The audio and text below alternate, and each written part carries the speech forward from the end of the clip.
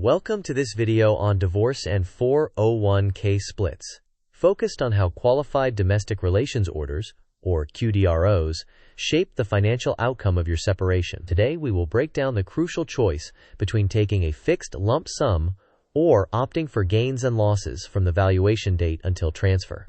We will walk through risks, timelines, tax pitfalls, and practical steps to protect your interests. Let's begin. Here's our agenda.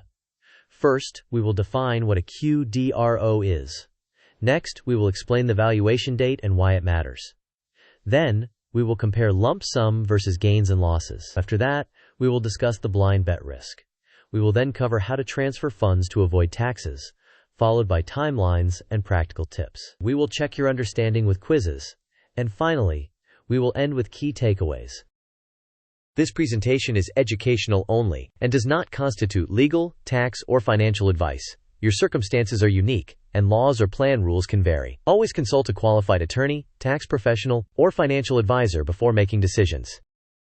A QDRO is a court-approved order that tells a retirement plan exactly how to divide a participant's benefits. The plan administrator reviews it, may approve or reject, and once approved, the split is executed to the alternate payee's account, according to the order's terms. This is the standard, compliant way to transfer a share of a 401k in a divorce without triggering tax penalties when done correctly.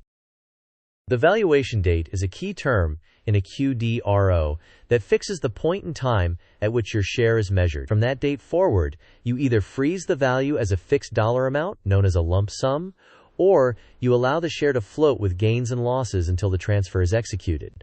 This choice can be significant because the market can move materially between the valuation date and the actual transfer. The pseudologic simply highlights that strong positive markets and reasonable investing might favor gains and losses, whereas flat or volatile conditions may favor taking a fixed lump sum. Let's compare the two options. The lump sum offers certainty with the value locked at the valuation date, avoiding interim market volatility. But it also sacrifices any subsequent market growth. This can be attractive in volatile or flat markets and is simpler to verify. On the other side, gains and losses allow you to participate in market performance until the transfer, which can be beneficial in rising markets. However, this introduces risk, including the risk that the market declines, or that the account holder uses a very conservative or poor allocation during the interim period. This option relies on the other party's investment decisions and the timeline from valuation to transfer.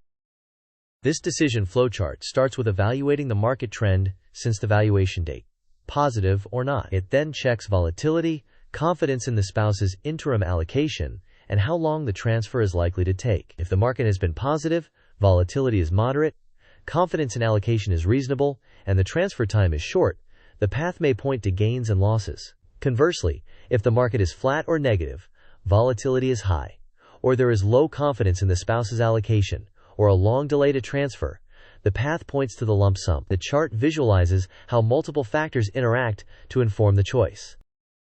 The blind bet risk arises when choosing gains and losses because you are exposed to the account holder's investment decisions after the valuation date and before the transfer. You usually cannot control or see those decisions in real time. If the allocation is overly conservative or poorly managed, your adjusted value may lag the general market. To mitigate this, push for quick QDRO processing. Verify that the QDRO language is precise on valuation and adjustments, and have your attorney obtain updates from the plan administrator to reduce delays and uncertainty. To avoid taxes, ensure the QDRO is approved by the plan administrator. Have an IRA or 401k ready to receive the funds. Request a trustee-to-trustee transfer so that the money never comes to you in cash. Confirm the valuation date and whether the amount includes gains or losses. Monitor the timeline and follow up until the funds arrive. Upon receipt, verify the amount, the distribution coding, and the destination account type. Retain all documents for future reference and tax purposes.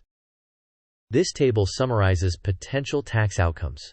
A direct rollover via QDRO to your IRA or 401k is generally not taxable and avoids early withdrawal penalties. Taking a distribution as cash triggers ordinary income taxes, and if you are under age 59 and a half, may trigger a 10% early withdrawal penalty. If you split between rollover and cash, the cash portion is taxable and possibly penalized. Receiving funds personally and then attempting a rollover often creates avoidable taxes and penalties.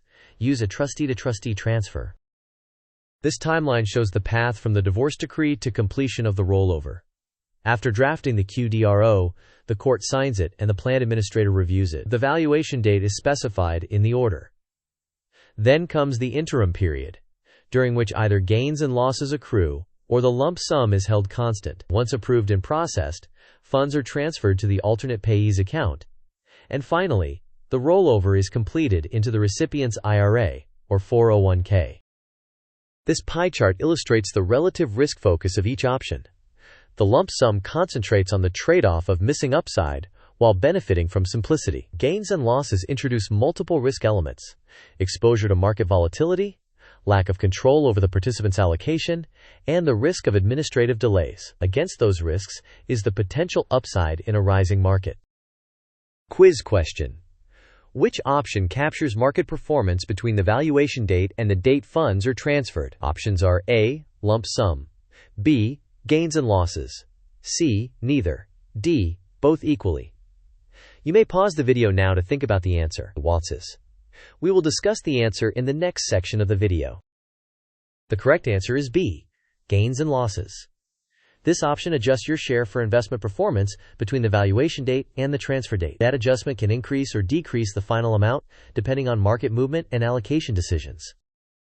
Quiz question: how can you usually avoid taxes on a QDRO distribution? Options are A. Take the cash and redeposit within 60 days. B. Request a trustee-to-trustee rollover to your IRA or 401k. C. Ask the plan to withhold 50% for taxes. D. Deposit into a regular brokerage account. You may pause the video now to think about the answer. We will discuss the answer in the next section of the video. The correct answer is B. Request a trustee-to-trustee rollover to your IRA or 401k. This approach typically preserves tax deferral and avoids early withdrawal penalties, assuming it is executed properly under a valid QDRO. These are the key points. Confirm the valuation date in writing. Align your option with market conditions. Recognize the blind bet risk inherent in gains and losses. Expedite processing to limit exposure. Use a trustee-to-trustee rollover to avoid taxes and penalties. And document everything while seeking professional guidance. In summary, the QDRO defines how the plan splits assets, and the valuation date anchors your share. The lump sum provides certainty and is often suitable in volatile or flat markets. Gains and losses can be advantageous in rising markets but carry allocation and timing risks. From a tax standpoint, use a direct rollover to preserve tax deferral. Throughout the process, insist on clarity from your counsel and the plan administrator. Thank you for watching. If you found this useful, please like the video, share it with someone navigating a similar situation, and subscribe for more. Tell us in the comments, would you choose the lump sum or gains and losses, and why? Your experiences and questions can help others.